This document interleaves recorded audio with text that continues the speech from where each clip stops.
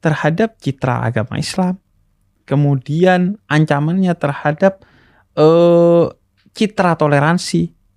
Karena khawatirnya orang berpikir ya, ini sesuatu yang tepat sebagai bagian dari agama Islam. Ini juga belum ini bisa aja beritanya tiba-tiba keluar di mana lalu dipelintir ini orang bukan agama Muslim yang masuk ke masjid tadi, maka bisa lo beli gitu. Iya, makanya harus ditegakkan hukumnya, kemudian dijelaskan secara gamblang agar yang orang akhirnya pahami bahwa masjid seperti masjid pemuda yang ramah terhadap siapapun yang datang ke sana, bukan masjid yang terjadi insiden ini, karena memang itu bukan representasi masjid dalam Islam. Tapi what does it take ya?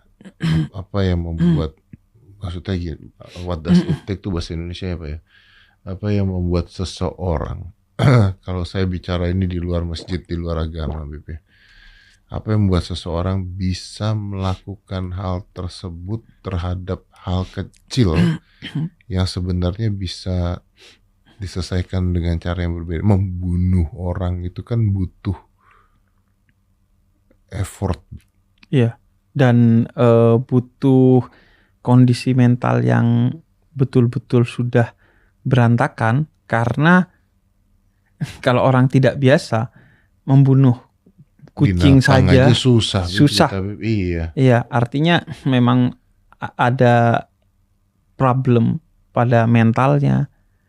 Jadi bisa jadi ada problem dalam mentalnya, bisa jadi ada problem dalam ekonominya, sehingga kemudian dia tidak memiliki kontrol atas dirinya, karena dalam Islam kita meyakini kadal fakru an yakuna kufron, kefakiran itu bisa mendorong kita melakukan tindak kekafiran. Salah satunya ya mencuri, kemudian menyakiti orang lain dan lain sebagainya. Kemudian bisa jadi karena kesalahpahaman, kebodohan. Artinya dia ini udah punya stigma yang buruk tentang orang yang masuk ke masjid itu.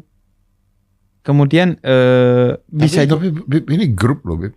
Iya, akhirnya kan dia manggil teman-temannya. Ini bukan satu orang berantem meninggal loh, Beb. Betul. Ini bawa teman lain loh. Bawa teman lain.